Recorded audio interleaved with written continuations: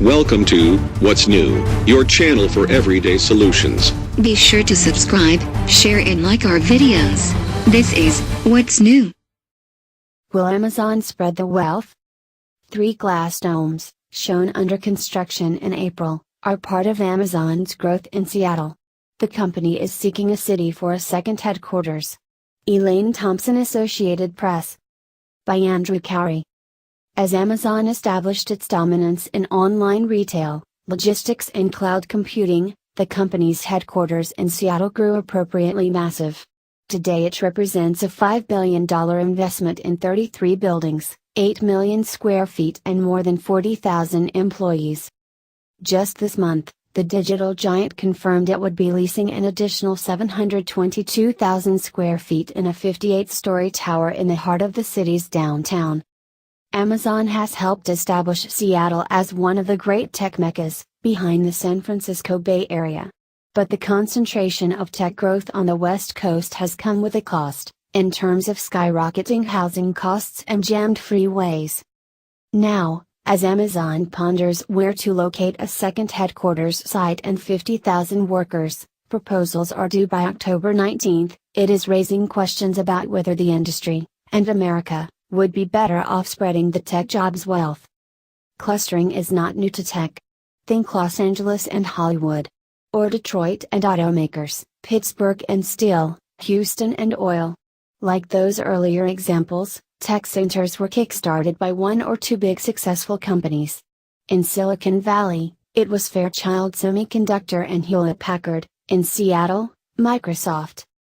The advantages of clustering are well known. Companies get easy access to specialized investment expertise and skilled workers.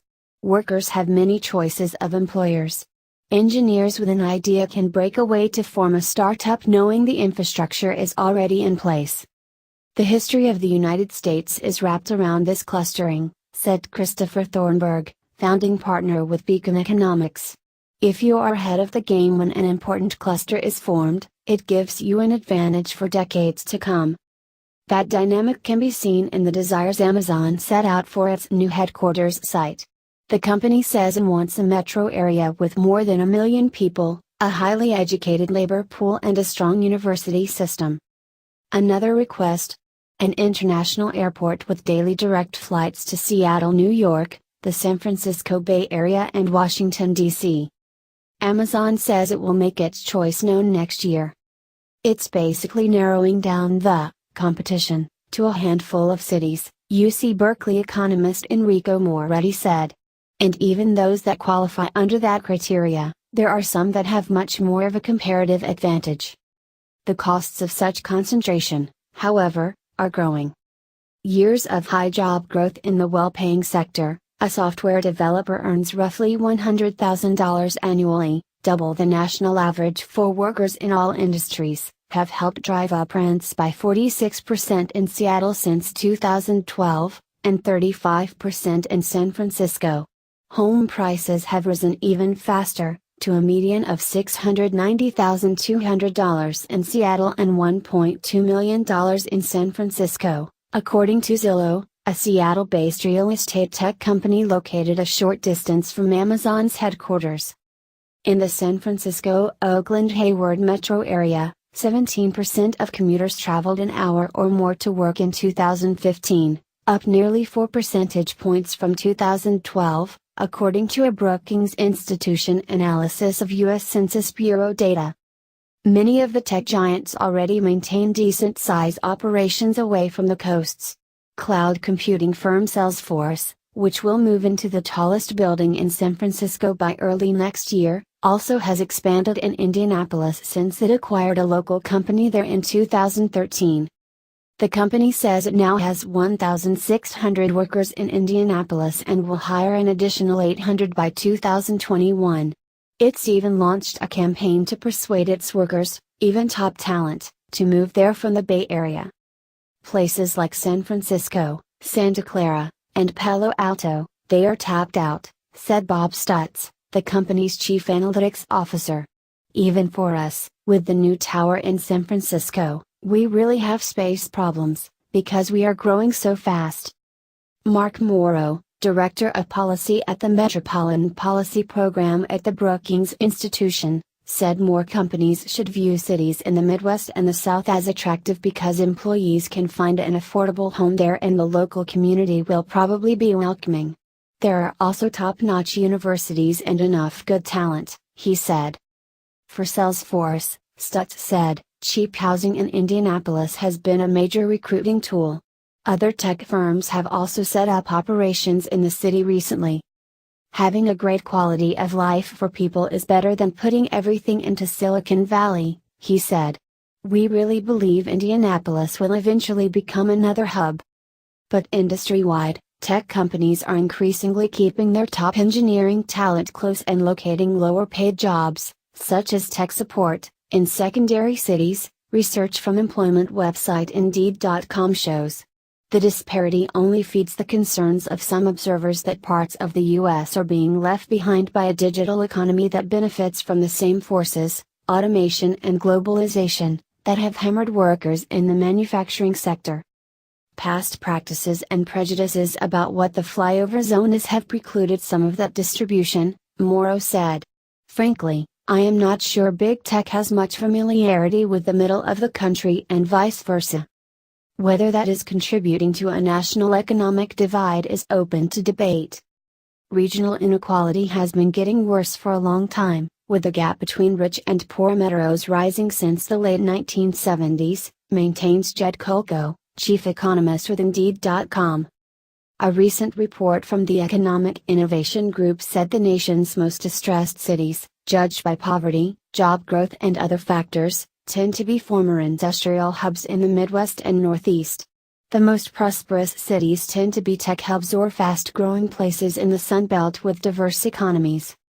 There is an urban-rural divide as well, according to the group, with smaller counties 11 times more likely to be distressed than larger counties. The situation can worsen as highly educated individuals move away from their hometowns in search of good jobs. There is a downward spiral effect, said Steve Glickman, executive director of the Economic Innovation Group and a senior economic advisor in the Obama administration. The sagging fortunes of blue-collar workers have been credited with worsening the country's cultural and political divide and leading, along with white resentment, to the election of Donald Trump. It creates a huge divide in our political system, and I think you saw that in 2016, Glickman said. Steve Case, the co-founder of AOL, recognized that divide when he launched his Rise of the Rest bus tour in 2014. Case and his company, Revolution, invest in startups outside the traditional coastal tech hubs. During bus tours, Case holds competitions, where entrepreneurs pitch their new technologies in hopes of securing a $100,000 personal investment from him. His next trip, starting Tuesday, will include stops in Harrisburg, PA, Ann Arbor, Michigan, Indianapolis and Columbus, Ohio. Case will be joined by J.D. Vance, author of Hillbilly Elegy, which chronicled the slipping fortunes of Appalachia.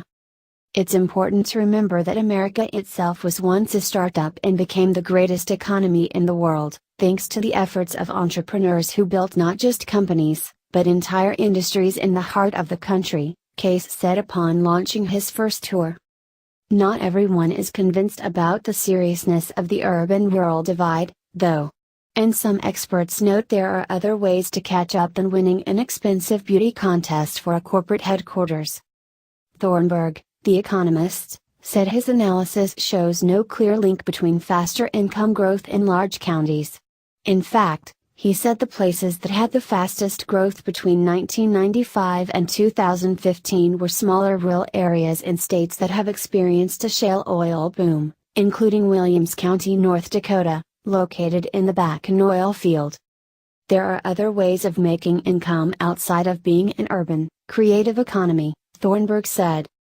States could spur growth by barring non-compete clauses and loosening their professional licensing requirements to attract more highly skilled workers, said John Lettieri, Senior Director for Policy and Strategy at the Economic Innovation Group and a former foreign policy aide to Republican Senator Chuck Hagel.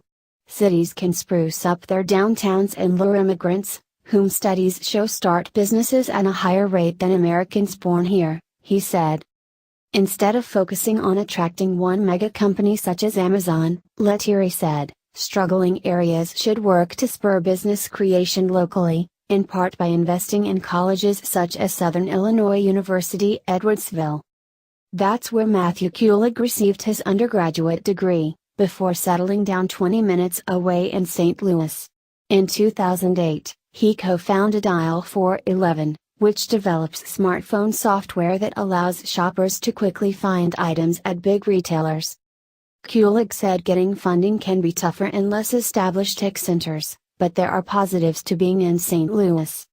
He's been able to hire skilled workers from local universities, and the city is convenient to his retail customers headquartered in the Midwest and South.